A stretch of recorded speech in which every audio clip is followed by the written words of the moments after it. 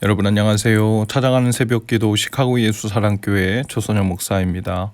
오늘도 변함없는 주님의 은혜와 평강이 저와 여러분의 삶의 종일 풍성하기를 기도합니다. 오늘 말씀은 예레미야 15장 16절에서 20절까지 말씀입니다. 제가 읽어드리죠. 만군의 하나님 여호와시여, 나는 주의 이름으로 일컬음을 받는 자라. 내가 주의 말씀을 얻어먹었사오니 주의 말씀은 내게 기쁨과 내 마음의 즐거움이오나 내가 기뻐하는 자의 모임 가운데 앉지 아니하며 즐거워하지도 아니하고 주의 손에 붙들려 홀로 앉았사오니 이는 주께서 분노로 내게 채우셨음이니이다. 나의 고통이 계속하며 상처가 중하여 낫지 아니하면 어찌 됨이니까? 주께서는 내게 대하여 물이 말라서 속이는 시내 같으리이까? 여호와께서 이와 같이 말씀하시되 내가 만일 돌아오면 내가 너를 다시 이끌어 내 앞에 세울 것이며 내가 만일 헛된 것을 버리고 귀한 것을 말한다면 너는 나의 입이 될 것이라. 그들은 내게로 돌아오려니와 너는 그들에게로 돌아가지 말지니라. 내가 너로 이 백성 앞에 견고한 노성벽이 되게 하리니 그들이 너를 칠지라도 이기지 못할 것은 내가 너와 함께하여 너를 구하여 건짐이라. 여호와의 말씀이니라. 아멘. 예레미야를 가리켜 눈물의 선지자라고 합니다. 하나님께로 돌이키지 않는 이스라엘 백성들, 그들을 향한 징계와 심판의 메시지를 전하며 동족들에게는 그 일로 핍박과 미움을 계속적으로 받는 자리에 있었지요.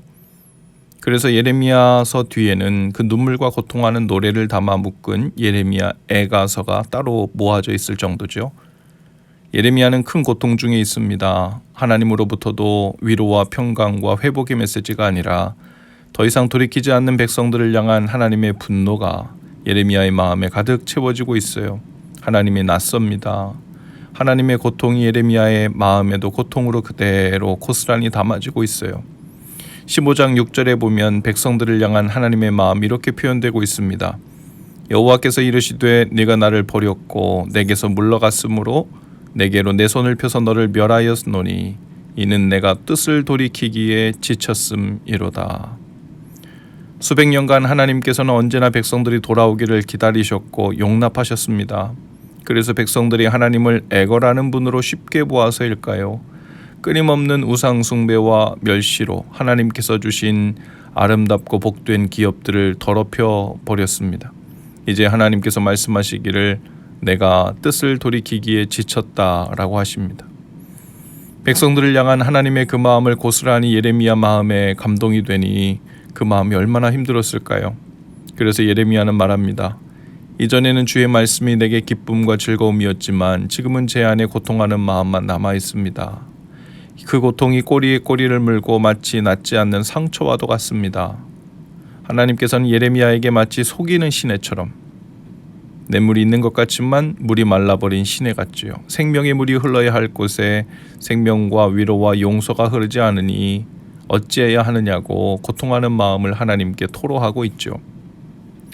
뿐만 아닙니다. 예레미야는 백성들로부터도 큰 핍박과 미움을 받고 있었어요. 그도 그럴 것이 예레미야는 여느 다른 선지자들과 다른 메시지를 전하고 있었습니다. 첫째는 대신 하나님께 복을 빌어주면서 평안하다 평안하다 하고 말하는 선지자들이 거짓 선지자들이었죠. 그들이 대부분이었는데 예레미야는 그러지 않았죠. 또 적어도 그것이 아니라면 경고의 메시지를 전하면서 너희들이 하나님께 돌아오지 않으면 망할 것이다. 속히 회개하고 돌이켜라 라고 메시지를 전해야 할 텐데 예레미야는 하나님의 분노와 실망과 징계에 대해서만 일방적으로 전하는 선지자였던 겁니다. 하나님은 예레미야에게 백성들을 위해 복을 위해 구하지도 말라고 하셨어요. 회개도 할 거 없다. 예물도 드릴 것 없다. 마음을 돌이키기에 마음이 지쳤다 하고는 멸망과 징계를 선포하는 자리에 있었습니다. 만일 우리가 예레미야와 같은 자리에 부름받았다면 어땠을까요? 정말 견뎌내기 어려웠을 것입니다.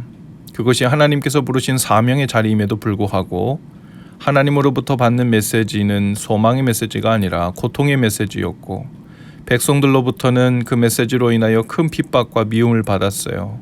마치 자신이 백성들이 망하기를 바라기라도 하는 선지자처럼 백성들을 대하고 있을 때 그 마음이 얼마나 힘들었겠습니까?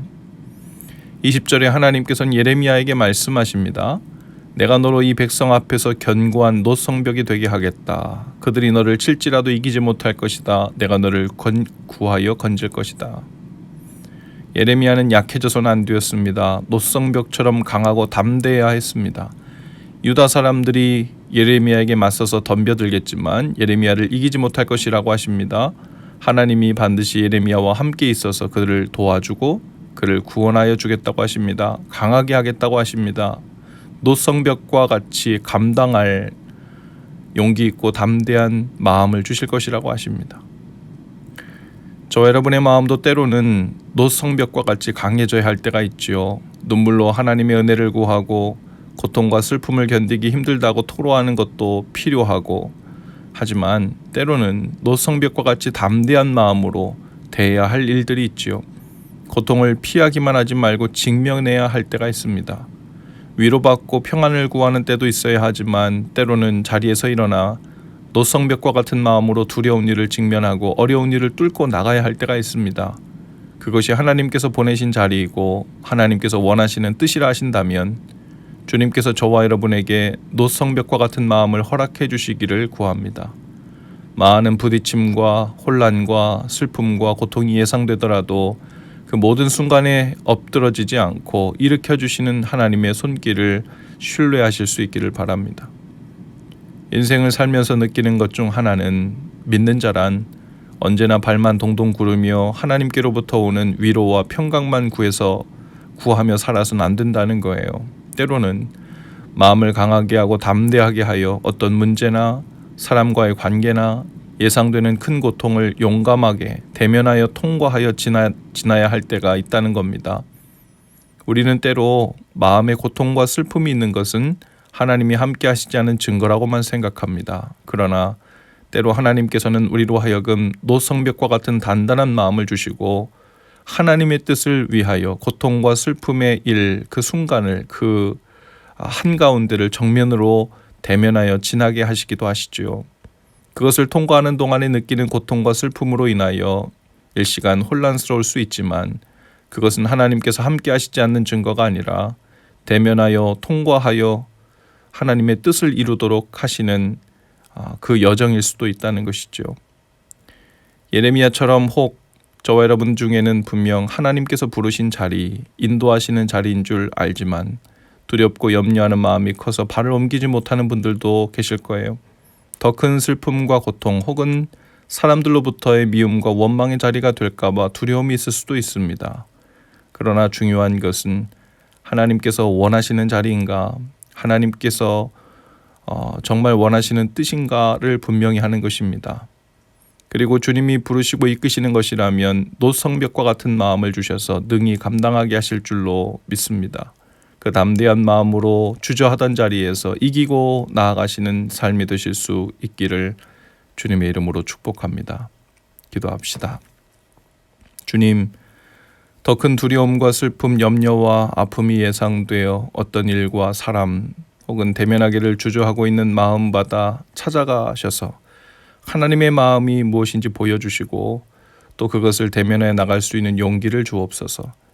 노성벽과 같은 담대한 마음을 주셔서 능히 그 길에서 순종함으로 반응하게 하시고 또한 함께 하시는 주님을 경험케 하옵소서. 예수님 이름으로 기도합니다. 아멘. 여러분 오늘도 예수 사랑으로 화이팅입니다. 내일 아침에 다시 찾아뵙지요.